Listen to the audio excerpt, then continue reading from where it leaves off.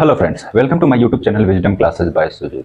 Friends, आज हम बात करने वाले हैं व्हाट आर लाइफ प्रोसेस, जीवन प्रक्रम क्या है।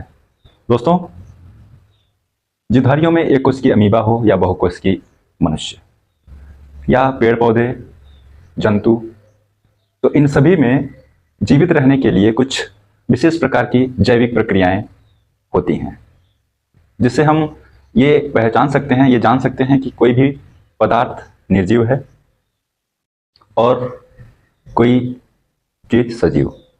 तो दोस्तों, इन सभी चीजों को जानने के लिए कि कोई चीज सजीव है, कोई चीज निर्जीव है, तो सजीवों को जानने के लिए अगर हम सजीवों को जान जाएं कि सजीव को क्या प्रॉपर्टीज होती हैं, तो हमें ये पता चल जाएगा कि ये चीज सजीव है, तो इसके अलावा अगर ये चीजें हैं तो ये निर्जीव है।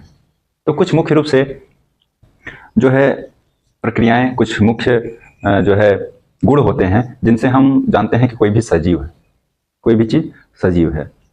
तो दोस्तों, जैसे इसी क्रम में सबसे पहला क्या होता है कि जैसे कोई भी सजीव अगर है तो वो क्या कर सकता है, पोषण की क्रिया कर सकता है। तो पोषण की क्रिया क्या होती है कि जब कोई भी जीव है भोजन करेगा, तो भोजन करने के दौरान उसे शरीर में कुछ जो आवश्यक तत्व होंगे वो शरीर क्या करेगा, ऑब्जर्व कर लेगा और अनावश्यक चीजों को शरीर से बाहर निकाल देगा। दोस्तों, इस प्रक्रिया को ही क्या कहते हैं, पोषण कहते हैं। दूसरा बात करते हैं श्वसन। श्वसन किसी भी जीव के लिए आवश्यक है, सजीव के लिए आवश्यक है, क्योंकि वह श्वसन की क्रिया के दौरान ही ऊर्जा का निर्माण करता है। अब ऊर्जा का निर्माण कैसे होता है, यह प्रक्रिया किस में होता है, कोशिका में होता है। कोशिका के अंदर माइटोकॉन्ड्रिया में होता है। कोशिका क्या होता है इसके बारे में हम बाद में जानेंगे। तो श्वसन की प्रक्रिया में क्या होता है, ग्लूकोज और ऑक्सीजन अपक्रिया करते हैं और एटीपी के रूप में ऊर्जा प्रदान करते हैं, जिससे हम अपने जीवन की सभी क्रियाओं को, अपने कामों को जो है भली भांति ऊर्जा, उसी ऊर्जा के साथ ही करते हैं। जैसे हम अपने शरीर की कोई भी एक्टिविटी कर रहे हैं तो उसमें क्या है, ऊर्जा का योगदान है। ऊर्जा के माध्यम से भी कोई काम होता है, ठीक है। उसी के द्वारा, ऊर्जा के द्वारा ही हम ऐसे चल फिर पा रहे हैं और कोई भी काम कर पा रहे हैं और बोल पा रहे हैं, ऊर्जा की वजह से। तो श्वसन क्या होगा, किसी भी सजीव के लिए ऊर्जा के लिए आवश्यक है। तो तीसरी प्रॉपर्टी क्या हो जाएगी, उत्सर्जन। उत्सर्जन क्या होता है कि जैसे कोई भी जीव है, अगर वो पोषण की क्रिया कर रहा है, भोजन कर रहा है, कुछ खा पी रहा है, तो उसमें जो आवश्यक तत्व होंगे वो शरीर एब्जॉर्ब कर लेगा, वो शरीर अवशोषित कर लेगा। तो उसके अलावा जो भी अपशिष्ट पदार्थ जो बच जाएंगे, जो हमारे शरीर के लिए आवश्यक नहीं है, जो जरूरत जिनकी नहीं है, वो हमारे शरीर से किसी न किसी रूप में हमारे शरीर से बाहर निकल जाते हैं। इसी को हम क्या कहते हैं, उत्सर्जन कहते हैं। आसान सी भाषा में, इस भोजन करने के दौरान मतलब हमारे शरीर में जो भी, उसके अलावा जो भी अपशिष्ट पदार्थ हैं हमारे शरीर में, वो शरीर से बाहर निकालने की क्रिया जो होती है वही उत्सर्जन कहलाता है। तो ये भी सजीव का एक जो है प्रमुख गुण है, उत्सर्जन की क्रिया। आगे बात करते हैं प्रजनन। प्रजनन क्या होता है कि कोई भी जीव जो होता है अपने ही जैसे संतान की उत्पत्ति करने के लिए, जो है अपनी ही जाति को बनाए रखने के लिए अपने ही जैसे संतान की उत्पत्ति करता है। तो इस प्रक्रिया को क्या कहते हैं, प्रजनन कहते हैं। अपने ही जैसे क्या होता है कि गाय जो है तो क्या करेगा, वो बछड़े को जन्म देगा, बाछी को जन्म देगा।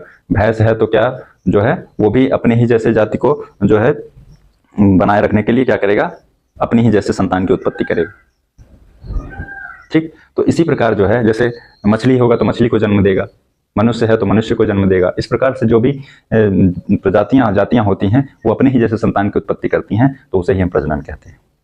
अब आगे बात करते हैं वृद्धि एवं विकास। वृद्धि एवं विकास से तात्पर्य यह है कि कोई भी अगर जीव है, अगर वो पोषण की क्रिया कर रहा है, भोजन कर रहा है, खा पी रहा है, या फिर कोई भी ऐसी चीज है जिससे उसके शरीर का, उसके स्ट्रक्चर का विकास होता है, तो उसे ही हम क्या कहते हैं, डेवलपमेंट, यानी वृद्धि एवं विकास। यानी कि उसके शरीर का पहले की अपेक्षा जो वृद्धि हुई है, जो विकास हुआ है, उसे ही हम क्या कहते हैं, ग्रोथ एंड डेवलपमेंट।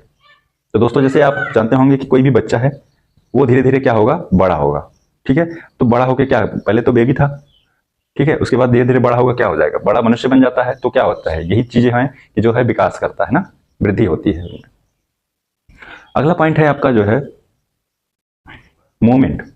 जैसे हम यहाँ पर खड़े हैं, अभी हम 2 कदम ऐसे चल रहे हैं, मूवमेंट हुआ, तो क्या हुआ यहाँ पर कि गति कर रहे हैं। तो हम अगर सजीव हैं तो क्या कर सकते हैं, गति कर सकते हैं, एक स्थान से दूसरे स्थान तक जा सकते हैं। तो इसी की क्या कहते हैं, मूवमेंट। जैसे गाय, भैंस, बिल्ली क्या करते हैं, ये सब चल फिर सकते हैं, है ना। तो आप कहेंगे कि पेड़ पौधे तो नहीं चल सकते। तो यही चीज मैं बताने वाला था कि जैसे कि क्या होता है, पेड़ पौधे भी सजीव हैं और हम मनुष्य भी क्या हैं, सजीव हैं। तो हम ऐसे एक स्थान से दूसरे स्थान तक जा सकते हैं, लेकिन पेड़ अगर आप पौधा लगाए हुए हैं, वो पेड़ जो होगा वो एक स्थान से दूसरे स्थान तक जा पाएगा, नहीं जा पाएगा, लेकिन वो भी सजीव है। तो हम कहेंगे कि मैंने जितनी भी प्रॉपर्टीज अभी तक बताई, उनमें से कोई भी अगर प्रक्रिया किसी भी चीज में पाया जाता है तो वो सजीव कहलाएंगे। अब जरूरी नहीं है कि वो मूवमेंट ही करे, उसके अलावा जो भी वो पोषण कर रहा है, वो शोषण कर रहा है, तो भी वो क्या कहलाएगा, सजीव कहलाएगा। ठीक है, तो ये मुख्य रूप से कुछ प्रोसेस होते हैं, जो प्रक्रियाएं होती हैं हमारे शरीर में, जिनकी वजह से हम जानते हैं कि कोई भी चीज़ सजीव है या निर्जीव है। तो दोस्तों, ये वीडियो आज के लिए इतना ही। अगर वीडियो पसंद आया आपको तो वीडियो को लाइक कीजिएगा, चैनल को सब्सक्राइब कीजिएगा, साथ ही साथ बेल आइकन प्रेस कीजिएगा और कमेंट में अपनी राय अवश्य दीजिएगा कि आपको वीडियो कैसा लगा। धन्यवाद।